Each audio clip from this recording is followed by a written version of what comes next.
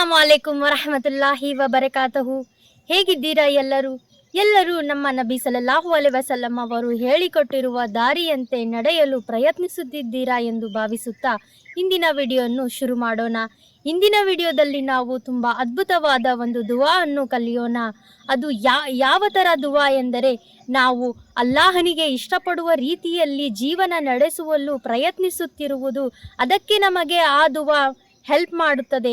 ಅಂತಹದೊಂದು ಅದ್ಭುತವಾದ ದುವಾವನ್ನು ನಾವು ನಿಮ್ಮ ಮುಂದೆ ತಂದಿದ್ದೇವೆ. ಇದರಿಂದ ನಮಗೆ ತುಂಬ ಎಂದರೆ ತುಂಬ ನಮ್ಮ ಜೀವನ ಸಾರ್ಥಕವಾಗುತ್ತದೆ ಎಂದರೆ ತಪ್ಪಾಗಲಾರದು. ಅಷ್ಟೊಂದು ಮಹತ್ವವಾದ ದುವಾ. ಈ ದುವಾದಿಂದ ನಮಗೆ ತುಂಬ ಉಪಯೋಗವಾಗುತ್ತದೆ. ಈ ಒಂದು ಅದ್ಭುತವಾದ ದುವಾವನ್ನು ನಮ್ಮ ನಬಿ ಸಲ್ಲಲ್ಲಾಹು ಅಲೈಹಿ ವಸಲ್ಲಂ ಅವರು ಫಜರ್ ನಮಾಜಿನ ನಂತರ ಆ ಅಲ್ಲಾಹನನ್ನು ಬೇಡುತ್ತಿದ್ದರು.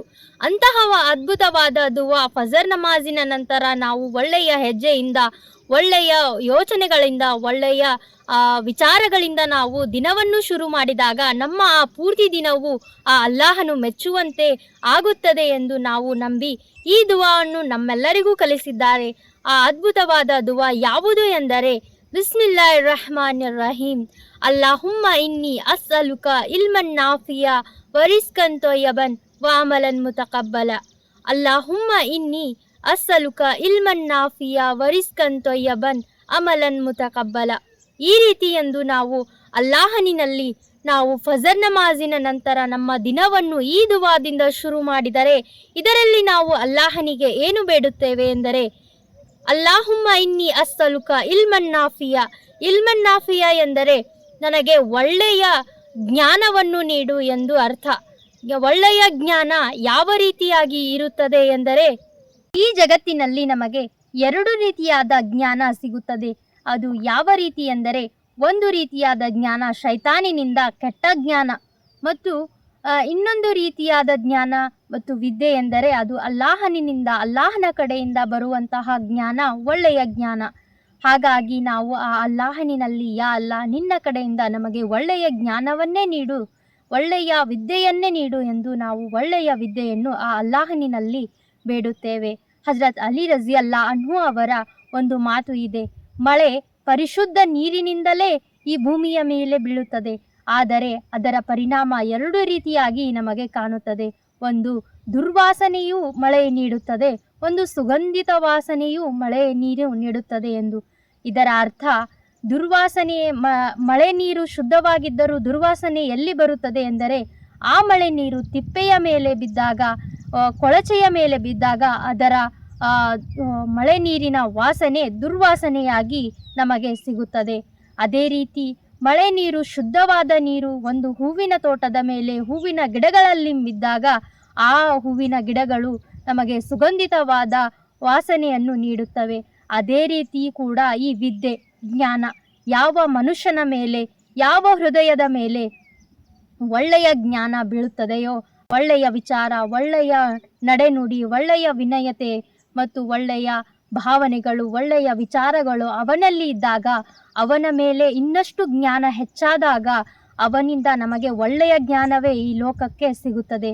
ಅದೇ ರೀತಿ ಇನ್ನೊಂದು ಮನಸ್ಸಿನವನು ಕೆಟ್ಟ ಯೋಚನೆ ಮತ್ತು ಅಸೂಯೆ, ದ್ವೇಷ, ಸಿಟ್ಟು, ಬೇರೆಯವರನ್ನು ನಿಂದಿಸುವವನು, ಗೀಬತ್ ಮಾಡುವವನು, ಇವನ ಮೇಲೆ ವಿದ್ಯೆ ಸಿಕ್ಕಾಗ ಇವನು ಆ ವಿದ್ಯೆಯನ್ನು ಕೆಟ್ಟದಾಗಿ ಉಪಯೋಗಿಸಿಕೊಂಡಾಗ ಅವನಿಂದ ಹೊರಬರುವ ವಿದ್ಯೆ ಒಂದು ಕೆಟ್ಟದಾದ ವಿದ್ಯೆ, ಜ್ಞಾನ ಅವನು ಲೋಕಕ್ಕೆ ಕೊಡುವುದು ಕೆಟ್ಟವಾದ ಜ್ಞಾನ. ಮತ್ತು ಇನ್ನೊಂದು ಮಾತು ನಾವು ಈ ದುವಾದಲ್ಲಿ ಏನು ಬೇಡುತ್ತೇವೆ ಎಂದರೆ, ರಿಸ್ಕನ್ ತೊಯ್ಯಬನ್. ರಿಸ್ಕನ್ ತೊಯ್ಯಬನ್ ಎಂದರೆ ಹಲಾಲ್ ರಿಸ್ಕನ್ನು, ಒಳ್ಳೆಯ ಪವಿತ್ರವಾದ ಸವಲತ್ತುಗಳನ್ನು. ರಿಜಕ್ ಎಂದರೆ ಕೇವಲ ಆಹಾರ ಅಲ್ಲ, ಅದು ನಮ್ಮ ಆರೋಗ್ಯ, ನಮ್ಮ ವಿದ್ಯೆ, ನಮ್ಮ ಅಂತಸ್ತು, ನಮ್ಮ ಮಕ್ಕಳು ಎಲ್ಲವೂ ಹಲಾಲಾಗಿ ನಮಗೆ ಪವಿತ್ರವಾಗಿ ಸಿಗಬೇಕು ಎಂದರೆ ನಾವು ಅಲ್ಲಾಹನಿನಲ್ಲಿ, ಯಾ ಅಲ್ಲಾ, ನನಗೆ ಸಿಗುವ ಈ ಜಗತ್ತಿನಲ್ಲಿ ಪ್ರತಿಯೊಂದು ಸವಲತ್ತು ನೀನು ಇಷ್ಟಪಟ್ಟ ಹಾಗೆ, ನೀನು ಇಷ್ಟಪಟ್ಟು ನೀಡುವಂತಹ ಸವಲತ್ತುಗಳೇ ನನ್ನ ಜೀವನದಲ್ಲಿ ಬರಲಿ ಎಂದು ನಾವು ಅಲ್ಲಾಹನಿನಲ್ಲಿ ಬೇಡುತ್ತೇವೆ. ಹಾಗಾಗಿ ಈಗಿನ ದಿನಗಳಲ್ಲಿ ನೀವು ನೋಡಬಹುದು, ಹಣಕ್ಕಾಗಿ ಅದು ಯಾವ ದಾರಿಯಲ್ಲಿ ಸಂಪಾದನೆ ಮಾಡಿದರೂ ಸರಿಯೇ ಎಂದು ಎಲ್ಲರೂ ಸೇರಿ ಸಂಪಾದನೆ ಮಾಡುವುದು ಅದು ಜೀವನಕ್ಕೆ ಅರ್ಥವನ್ನು ನೀಡುವುದಿಲ್ಲ. ಹಾಗಾಗಿ ಇನ್ನೂ ಕೆಲವಷ್ಟು ಜನ ಇದ್ದಾರೆ, ಅವರು ನಿಯತ್ತಿನಿಂದ ಒಳ್ಳೆಯ ದಾರಿಯಿಂದಲೇ ಸಂಪಾದನೆ ಮಾಡಬೇಕು ಎಂದು ಕಷ್ಟಪಟ್ಟು ತಮ್ಮ ಮಕ್ಕಳಿಗೆ ಆ ಒಳ್ಳೆಯ ಆಹಾರ, ಕಷ್ಟಪಟ್ಟು ಸಂಪಾದನೆ ಮಾಡಿರುವ ಆಹಾರವನ್ನೇ ಸೇವಿಸುವಂತಹ ಒಂದು ಗುಣವನ್ನು ಅವರಲ್ಲಿ ಬೆಳೆಸಿಕೊಂಡಿರುತ್ತಾರೆ. ಹಾಗಾಗಿ ನಾವು ಅಲ್ಲಾಹನಿನಲ್ಲಿ ಒಳ್ಳೆಯ ಪವಿತ್ರವಾದ ಸವಲತ್ತುಗಳನ್ನೇ ಬೇಡಬೇಕು ಮತ್ತು ಅಲ್ಲಾಹನು ಇಷ್ಟಪಡುವಂತಹ ಸವಲತ್ತುಗಳನ್ನೇ ನಮ್ಮ ಜೀವನದಲ್ಲಿ ನಾವು ಅಳವಡಿಸಿಕೊಳ್ಳಬೇಕು ಎಂದರೆ ಈ ದುವಾವನ್ನು ನಾವು ಅಲ್ಲಾಹನಿನಲ್ಲಿ ಬೇಡುತ್ತೇವೆ. ಇನ್ನೊಂದು ಮಾತನ್ನು ನಾವು ಏನು ಬೇಡುತ್ತೇವೆ ಎಂದರೆ ಈ ದುವಾದಲ್ಲಿ ನಾವು ಕೇಳುತ್ತೇವೆ ವ ಅಮಲನ್ ಮುತಕಬ್ಬಲ ಎಂದರೆ ಇದರ ಅರ್ಥ, ಯಾ ಅಲ್ಲ, ನೀನು ಇಷ್ಟಪಡುವ ರೀತಿಯೇ, ನೀನು ಇಷ್ಟಪಡುವಂತಹ ನೇಕಿಗಳನ್ನೇ ಮಾಡುವಂತಹ ಸದ್ಬುದ್ಧಿಯನ್ನು ನಮಗೆ ನೀಡು ಎಂದು. ನೇಕಿಗಳನ್ನು ಯಾರು ಬೇಕಾದರೂ ಮಾಡಬಹುದು, ಆದರೆ ಅದರ ಒಳಗಿನ ಭಾವನೆ ಅಲ್ಲಾಹನು ತುಂಬ ಚೆನ್ನಾಗಿ ಅರ್ಥ ಮಾಡಿಕೊಳ್ಳುತ್ತಾನೆ.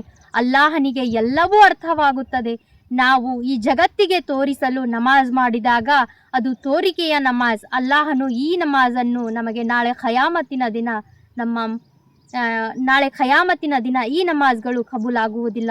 ಅದೇ ರೀತಿ ಸದಕಾ ಮಾಡುವವರು ಅವರು ಒಂದು ಕೈಗೆ ಕೊಟ್ಟು ಇನ್ನೊಂದು ಕೈಗೆ ಗೊತ್ತಾಗದ ರೀತಿಯಲ್ಲಿ ಕೇವಲ ಅಲ್ಲಾಹನಿಗೋಸ್ಕರ ಇನ್ನೊಬ್ಬರಿಗೆ ಮನಸ್ಫೂರ್ತಿಯಾಗಿ ಸಹಾಯ ಮಾಡುವವರು ಒಬ್ಬರಾದರೆ, ಇನ್ನೊಬ್ಬರು ಜಗತ್ತು ನನ್ನನ್ನು ನೋಡಲಿ, ನಾನು ಇನ್ನೊಬ್ಬರಿಗೆ ಸಹಾಯ ಮಾಡುತ್ತಿದ್ದೇನೆ ಎಂದು ನನ್ನನ್ನು ಹೊಗಳಲಿ ಎಂದು ಈ ರೀತಿಯಾದ ಭಾವನೆಯನ್ನು ಇಟ್ಟುಕೊಂಡು ನೇಕಿ ಮಾಡಿದಾಗ ಇದೂ ಸಹಿತ ಅಲ್ಲಾಹನು ಕಬೂಲ್ ಮಾಡುವುದಿಲ್ಲ. ಅದೇ ರೀತಿ ರೋಜಾ ಆಗಿರಬಹುದು, ಅಲ್ಲಾಹನ ಜಿಕರ್ ಆಗಿರಬಹುದು, ಅಲ್ಲಾಹನು ಇಷ್ಟಪಡುವಂತಹ ಯಾವುದೇ ಒಂದು ಇಬಾದತ್ ನಾವು ತೋರಿಕೆಗೆ ಈ ಜಗತ್ತು ನನ್ನನ್ನು ಹೊಗಳಲಿ, ಈ ಜಗತ್ತಿಗೆ ನಾನು ತೋರಿಸಬೇಕು ಒಳ್ಳೆಯವನೆಂದು ನಾವು ಆ ಭಾವನೆಯಿಂದ ಇಟ್ಟುಕೊಂಡು ನಮ್ಮ ಮನಸ್ಸಿನಲ್ಲಿ ಅಂತಹ ಭಾವನೆಗಳನ್ನು ಶೈತಾನ್ ಹಾಕುತ್ತಾನೆ. ಅದರಿಂದ ನಾವು ದೂರ ಉಳಿಯಬೇಕು. ಕೇವಲ ನಮ್ಮ ಮನಸ್ಸಿನಲ್ಲಿ ಆ ಅಲ್ಲಾಹನಿಗೋಸ್ಕರ, ಅಲ್ಲಾಹನಿಗಾಗಿ ನಾನು ಈ ಒಂದು ನೇಕಿಯನ್ನು ಮಾಡುತ್ತಿದ್ದೇನೆ, ಇಬಾದತ್ತನ್ನು ಮಾಡುತ್ತಿದ್ದೇನೆ ಎಂದು ಇಂತಹ ಪವಿತ್ರವಾದ ಭಾವನೆಯನ್ನು ಇಟ್ಟುಕೊಂಡು ನೇಕಿಯನ್ನು ಮಾಡುವಂತಹ ಸದ್ಬುದ್ಧಿಯನ್ನು ಆ ಅಲ್ಲಾಹನು ನೀಡಲಿ ಎಂದು ನಾವು ಈ ದುವಾದಲ್ಲಿ ಬೇಡುತ್ತೇವೆ. ಈ ದುವಾ ತುಂಬ ಚಿಕ್ಕದಾದರೂ ತುಂಬ ಅರ್ಥಪೂರ್ಣವಾಗಿದೆ. ನಮ್ಮ ಜೀವನವನ್ನು ಸಾರ್ಥಕ ಮಾಡುವಂತಹ ದುವಾ ಇದಾಗಿದೆ. ಈ ದುವಾವನ್ನು ನೀವು ಎಲ್ಲರೂ ನೆನಪು ಮಾಡಿಕೊಂಡು ಪ್ರತಿದಿನ ಫಜರ್ ನಮಾಜಿನ ನಂತರ ಈ ದುವಾವನ್ನು ಓದಿ ನಿಮ್ಮ ದಿನಗಳನ್ನು ಶುರು ಮಾಡಿ. ಇದರಲ್ಲಿ ನಾವು ಏನೆಲ್ಲ ಕೇಳಿದ್ದೀವಿ ಎಂದರೆ ಒಳ್ಳೆಯ ಪವಿತ್ರವಾದ ಆಹಾರ, ಒಳ್ಳೆಯ ವಿದ್ಯೆ ಮತ್ತು ಜ್ಞಾನ, ಪವಿತ್ರವಾದ ಜ್ಞಾನ ಮತ್ತು ಒಳ್ಳೆಯ ನೇಕಿ ಮಾಡುವಂತಹ ಭಾವನೆಗಳು. ಅಲ್ಲಾಹನಲ್ಲಿ ನಾವು ಇದನ್ನೆಲ್ಲ ಪ್ರತಿದಿನ ಬೆಳಗ್ಗೆ ಇದನ್ನು ಕೇಳಿ ನಮ್ಮ ದಿನವನ್ನು ಶುರು ಮಾಡಿದಾಗ ಇನ್ಶಾ ಅಲ್ಲಾ ಅಲ್ಲಾಹನು ನಿಮಗೆ ಮತ್ತು ನಮಗೆ ಒಳ್ಳೆಯದನ್ನೇ ನೀಡಲಿ, ಒಳ್ಳೆಯದನ್ನೇ ಮಾಡಲಿ ಎಂದು ಬೇಡುತ್ತಾ ಈ ವಿಡಿಯೋವನ್ನು ಇಲ್ಲಿಗೆ ಮುಗಿಸೋಣ. ಅಸ್ಸಲಾಮು ಅಲೈಕುಂ ವರಹಮತುಲ್ಲಾಹಿ ವಬರಕಾತಹು.